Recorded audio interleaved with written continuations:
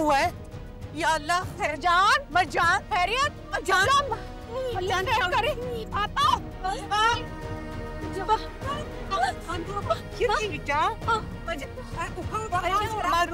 मारोश, जल्दी से एम्बुलेंस को कॉल करो। आराम से उठाओ, आराम से। बेहोश हो गई है। पानी लाओ। तुम जाओ, जाके एम्बुलेंस को कॉल करो। जी मम्मा, मैं एम्बुलेंस से कॉल करती हूँ।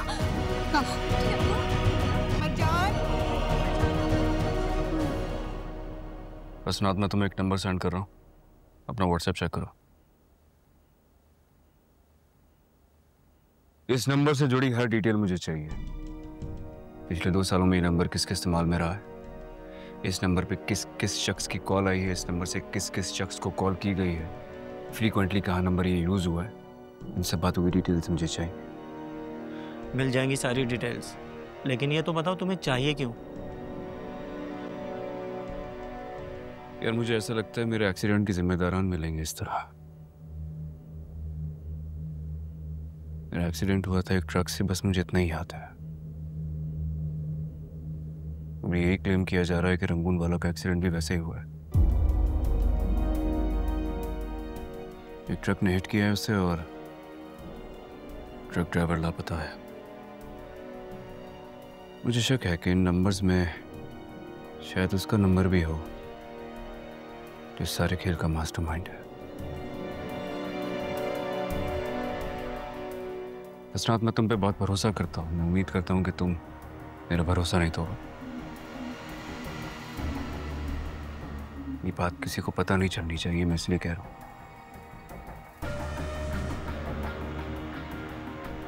तुम माशाल्लाह से जिस डेजिग्नेशन पे आज बैठे हो, वो मुझे लगता है कि तुम्हारे लिए मुश्किल नहीं होनी चाहिए ये काम करना। मैं देखता हूँ क्या हो सकता है। अब से तुम्हारी परेशानी खत्म और मेरी परेशानी शुरू। थैंक यू सो मच यार। Just try to figure it out as soon as you can. Yes. Sir, boardroom is ready, सब लोग आ गए। Okay, I'm coming. ऐसे नहीं बोलते भाई, बेचारा हमारे लिए इतनी मेहनत कर रहा था। वो अलग बात है कि हमारा मकसद कोई और। मुझे समझ नहीं आ रहा कि इतनी आसानी से हमारे जाल में फंस कैसे गया। ऐसा लग रहा है जैसे खुद आंखें बंद करके बैठा। अब्बा हमारे लिए कुछ नहीं कर रहा। क्या मतलब? उसको हमसे और क्या मतलब हो सकता है? उसकी बहनें हैं हमारे पास, हमारे लिए ना सही, उनके लिए सब कुछ करेगा शेर। अब बस सबका भला हो ही रहा है तो मेरी भी इससे जान छुड़ा दे आप। बार बार कॉल पे कॉल की जा रही है, एक सेकंड सांस नहीं लेने दे रही। कहा दो भाई, अभी कोई जरूरी बात भी होती है। हेलो, बोलो। कहाँ? अच्छा ठीक है, आ रहे। क्या हुआ, खैरियत? हाँ, वो मरजाना आपस सीढ़ियों से गिर गई, अस्पताल लेकर गई। एक तो ये औरत हर खुशी के मौके पे अपना कोई मसला ले आती है। मेरी खुशी हजम नहीं होती इससे। हॉस्पिटल चलता बेटा। It's okay. इसे पता कैसे चलता है कि मैं खुश हूँ? बेटा ये बीवियां ऐसी होती, शादी नहीं की ना वजह से दिया। हर मौके पे आप मरहूम अम्मा को मत बीच में ले आया करें। शुक्र है तुमने कॉल तो अटेंड की है। हाँ, नसीम ने जो कुछ बताया बिल्कुल ठीक है। मैं भी इस वक्त हॉस्पिटल में ही हूँ। नहीं बेटा, कुछ भी ठीक नहीं है। ये तुम जहाँ भी हो जल्दी से हॉस्पिटल पहुँचो, मुझे बहुत घबराहट हो रही। एक मिनट, मैं डॉक्टर से बात करके तुम्हें कॉल करती हूँ। जी डॉक्टर, कैसी है मरजान? पेशेंट काफ़ी बेहतर है, पर आई एम सॉरी हम बच्चे को नहीं बचा सके।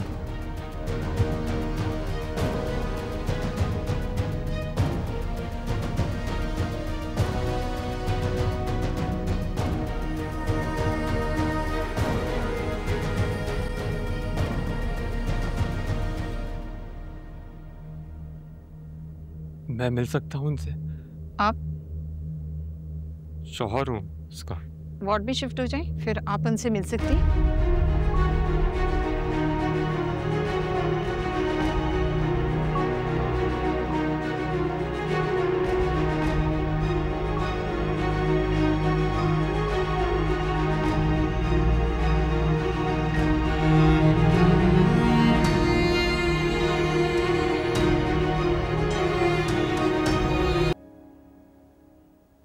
रखी है? किसके लिए? काका साहब के लिए। रख कहते। चल जा और बंद कर दो ये ड्रामे। जो कुछ चाहिए था मिल तो गया है। वैसे भी अब मेरे अब्बा जी से सुलह हो गई है। आज से मैं ही उनका चाय पानी नाश्ता सब कुछ खुद देखूंगी। मैं काका साहब के काम जब तक नहीं छोड़ूंगा जब तक वो मुझे खुद कहें, और बेहतर होगा जैसे आप पहले लाताल्लुक हो गई थी आप वैसे ही रहें। समीर, क्या बात है? मम्मा देखिए ना इनको, कह रही हैं कि मैं काका साहब के काम ना करूं, कह रही हैं कि मैं अपने अब्बा के खुद काम करूंगी। ठीक ही तो कह रही हैं, अब्बा है इनके। तो मम्मा वो मेरे भी दादा हैं। दादा का ख्याल रखने के लिए खिदमत करने के और भी बहुत सारे तरीके होते हैं। पीछा ना छड़ना, इस सारी की सारी जायदाद अपने नाम ही करवा के चैन लेना। देखा इन्हें, देखा, ये लायक ही नहीं है कि कोई इनकी इज्जत करे। समीर, ये क्या तरीका है फुप्पो से बात करने का? तो मम्मा इनको भी चुप हो जाओ। अगर आइंदा तुमने अपनी फुप्पो से इस तरह से बात की ना तो तुम्हारी जुबान खींच लूंगी। बिस्मिल्लाह बिस्मिल्लाह। एहसास तो हुआ कि औलाद को तमीज भी सिखानी होती है। इनको तो हमेशा से, आपको ही नहीं। बकवास बंद कर। समीर, मैंने कहा खामोश हो जाओ और मेरी बात गौर से सुन। आइंदा से काका साहब का नाश्ता चाय पानी सब ताज बीबी लेकर जाएंगी, सुना तुमने? और अगर काका साहब ने कुछ कहा तो उनसे मैं कह दूंगी कि मैंने मना किया। अब आगे से कोई बहस नहीं होगी। मैं बाजार जा रही हूँ, वापस आकर तुमसे बात करूंगी, समझे? जाओ अपने कमरे में जाओ।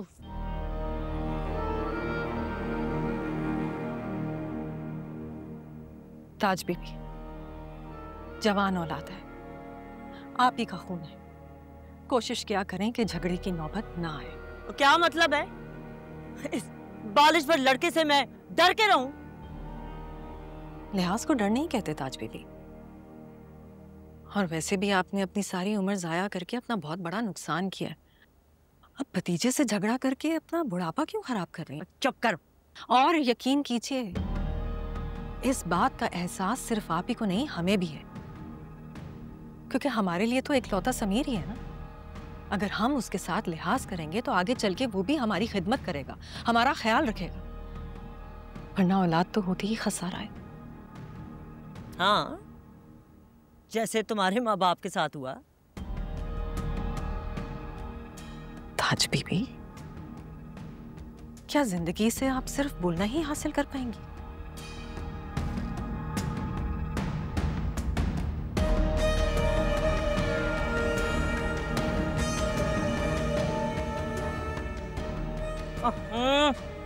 ये तो ठंडी हो गई भाई।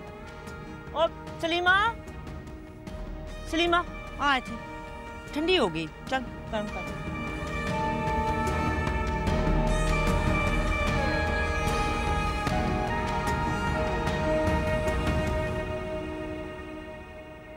यहाँ पर गेस्ट को रूम में जाना अलाउड है? नहीं मैम, ये लेडीज़ हॉस्टल है और यहाँ पर सिर्फ ख़वातीन ही रूम में जाकर मिल सकती हैं। और अगर कोई मर्द मिलना चाहता है तो हमारा वेटिंग एरिया है, वहाँ आकर वो मिल सकते हैं। चलें, ये तो अच्छी बात।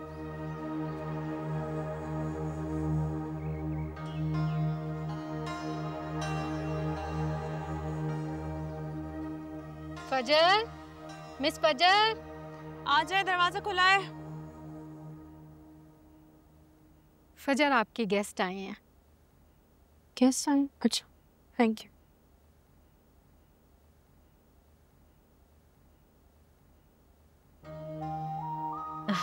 जी अस्सलाम वालेकुम। वालेकुम अस्सलाम। नहीं प्यारी लग रही हो।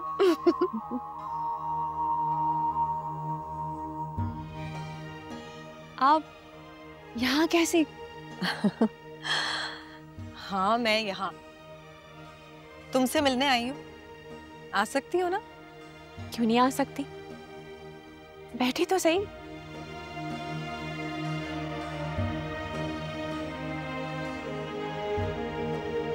कैसे हैं आप? मैं ठीक। अपना हाल बता। मेरा हाल तो मत ही पूछे। कोशिश करती हूँ खुद को इतना मसरूफ रखूं कि अपना आप भी ना याद रहे। मत करो ऐसा फजल। अगर जिंदा रहना है तो जीना तो पड़ेगा ना। ये जो वक्त आता है ना, ये चला भी जाता है। इंसान को जीने का असल मजा हालात से लड़कर ही आता है। मैं तो थक गई हूँ लड़ लड़ कर। मुझे अब सुकून चाहिए। लेकिन पता है क्या, जब से उस घर से निकलूँ ना, मेरा तो सुकून भी कहीं चला गया। एक अम्मी थी जिनसे बात करके मुझे सुकून मिलता था, अब तो वो भी मुझसे सही से बात नहीं करती। तुम्हारी माँ भी सुकून में नहीं है फजल, क्योंकि तुम सुकून में नहीं है। और जिस दिन तुम सुकून में आ गई ना, उस दिन उन्हें भी सुकून मिल जाएगा। वक्त हर जख्म की दवा है। मैं भी इस वक्त से गुजरी, इसलिए तुम्हारी परेशानी और तुम्हारा दर्द मुझसे बेहतर और कोई नहीं समझ सकता। इसलिए अपने आप को कभी भी अकेला मत समझना। जब रहमत की बारिश वहां बरस सकती है, तो यहां तुम पर भी बरसात होगी। बस तुम्हें वक्त देना होगा। वक्त ही तो है मेरे पास। ना रिश्ते तो सारे मेरे हाथ से फिसल गए। जितना संभालने की कोशिश करती हूँ, उतना ही रेत की तरह मेरी मुट्ठी से निकल जाते। तुम जितना मुट्ठी में संभाल कर रखने की कोशिश करोगी ना, उतना ही सब कुछ फिसल जाएगा। बस अपनी चची की बात मानो फजल। खुद पर तवज्जो दो, अपने आने वाली जिंदगी पर तवज्जो दो। जो हाथ बढ़ाए खड़ा है, उस हाथ को थामो। फिर देखना जिंदगी कैसे चहचहाएगी। बिल्कुल भी नहीं चच्ची। ये तो खुला ऐलान होगा ना बगावत का। उस बाप के सामने खड़ी हूँ ना, जिसने मुझे पाल पोस के इतना बड़ा की। मैं जिस हाल में हूँ, बस उसी हाल में खुश हूँ। तुम जब तक खुद को माफ नहीं करोगी ना, तब तक कुछ भी ठीक नहीं होगा। आप दुआ करें कि मुझे मेरे बाबा माफ करते हैं। मेरे करता और ना करता गुनाहों को वो बस भुला दे। तेरी बस एक ही ख्वाहिश है अब।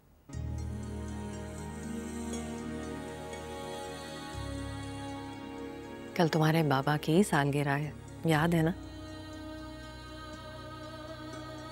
याद है।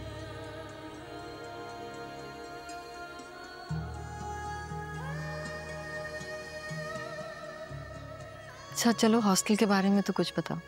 कैसा है? खाना पीना का क्या हिसाब है? कहीं बाहर जाके खाती हो या यहीं पे पकाने का भी इंतजाम है?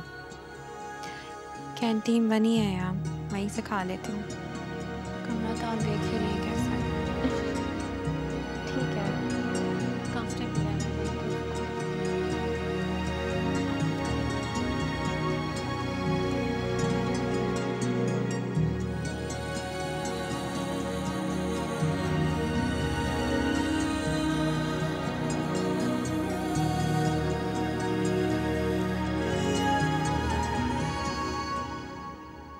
काका साहब, हाले तक सो रहे हो हैं?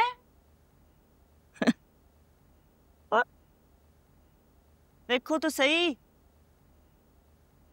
आज तो मैं आप बनाई है थोड़ी चाह ते नाले मिठी टिक्की। काका साहब,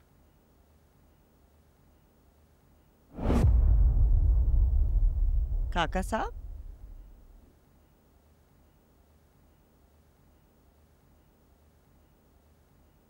काका साहब, काका साहब, काका साहब, या मेरे खुदाया, अल्लाह, रजिया, रजिया बुलाओ सबको, शराब भाई, मुजाज, कोई है?